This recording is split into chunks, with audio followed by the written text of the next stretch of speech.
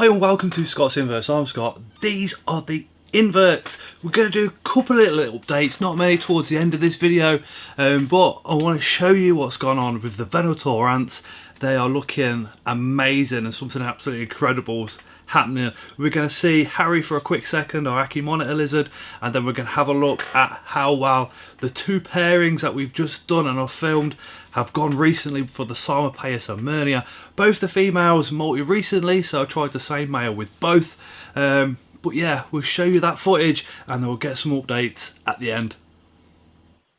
So this is Harry, our Aki monitor lizard. You've not seen him for a little while, so I thought I'd give you a quick update on him. He's doing really well, getting quite chunky, spending a little bit of time with him trying to handle, so hopefully I can get him out on one of the lives pretty soon. Now our Venators, our predatory jumping primitive ants, are doing really well in this new setup that we've got, to the point where they've actually laid eggs. And check this, they are so sensitive and so caring with these eggs, it's unbelievable. Just look at the patience these guys take with those eggs. Literally, they are precious cargo, and these ants certainly treat them like they are too. Absolutely stunning species.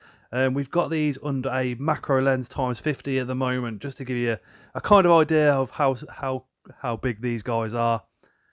Their stinger at the back is what they use for their prey, but again, just look at them with those eggs. Now, this is our first female, so this is a smaller female, and as soon as the male went in, this is what happened. They literally hooked up immediately, and he was tapping away. Her legs went up as if to say, come on, big boy, it's about time you got the job done. I find this part of the hobby just absolutely fascinating. Absolutely incredible. Literally the start of new life. And he's still tapping with those side legs, which I found really interesting. Normally they tap away with their front legs, but he's tapping those side legs to say, look, you know, I'm about ready. And then literally take her by surprise, and off he goes. And what he did then was just to do a runner pretty quickly, as you can imagine. So he holds her up like that, so she still thinks that the job hasn't quite been done. And that was that one. And our second female has recently molted, and as you can see, she is a big girl. He wasn't as daring as he was with the first girl here. He was a lot more nervous. They got themselves, as you can see, in a really strange position, so I've kind of cut little bits out because they spent long times in the same position, and then we've come back to the video and carried on. So that he was kind of touching her like this for a very long time. Not really making too much progression towards her, just kind of sitting on the wall, and she was sitting on top of her court bark.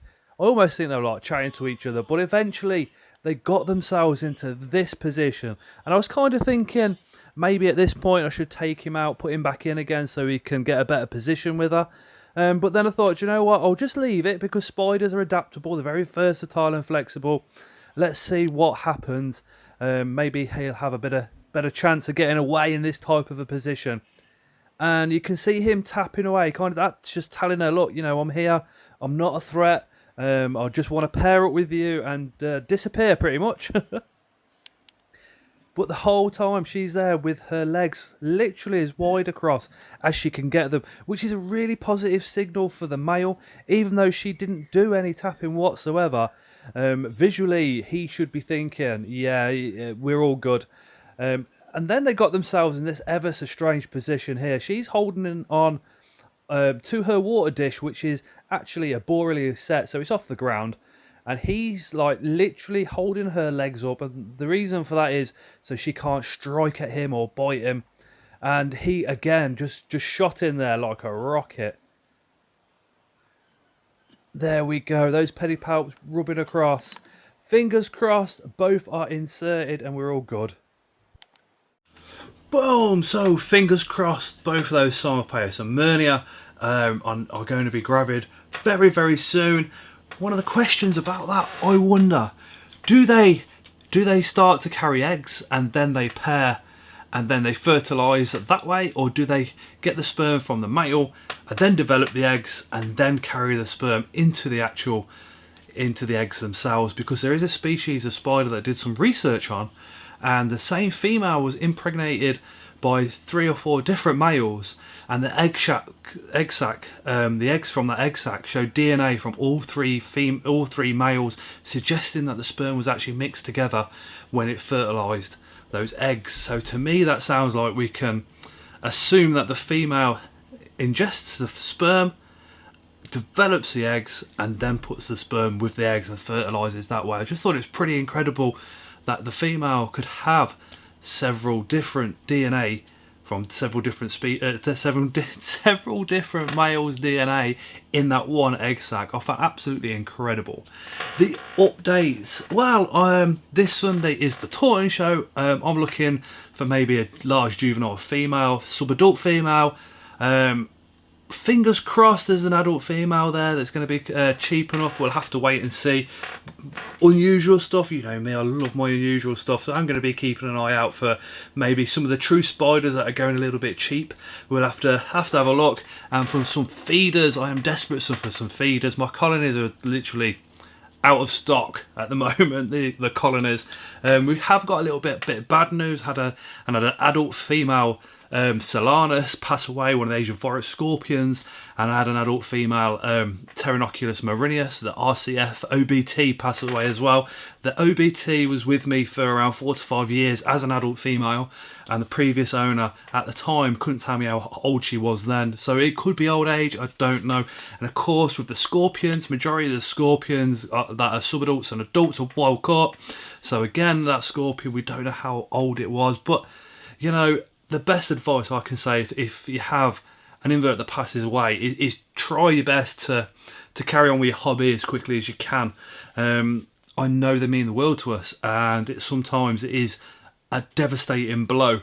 If I'd grown that OBT up from a very small sling all the way up to an adult female, then it passed away, I think I would have been a lot more upset. But because she come to me as an adult female, I suppose you don't develop that attachment as much. If you grow a spider up from a tiny sling, that grows with you, if you like. It doesn't get, you know, it gets bigger and bigger and bigger, so you can see all the advances it makes within your collection, and that does really hit you hard. Anyway, roll on this Sunday. I cannot wait. It's going to be absolutely epic. This Tuesday's live is going to be with Luke from Spar Spiders. We're going to elbow him and hopefully get a discount going for anybody that can't make the Taunton show, so we can get a discount while the live's on sparspiders.co.uk's website. If you're a subscriber and you pop over to there, in the meantime, we're putting Scott's Inverts 2023. That gets you 10% off all non-sale items, which is pretty epic and really nice of Luke as well. We have also, from Dan Spider-Man, we have had some Carius and Murius stick insects.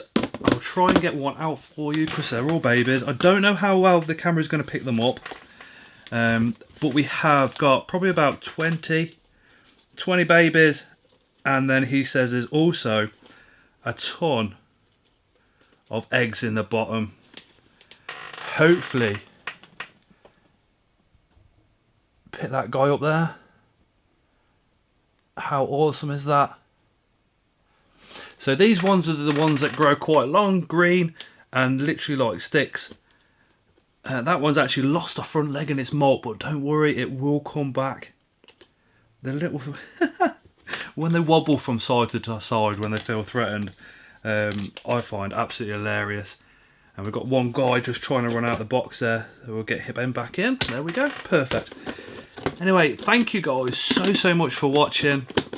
Really do appreciate your time, your support, and the effort you guys put into this channel as well, especially on lives and stuff like that. If it worked for you channel members and people that have donated and stuff like that, this weekend at Taunton just wouldn't be happening because I wouldn't be able to afford it. So massive thank you to you guys, and as always, we shall see you again on the next one.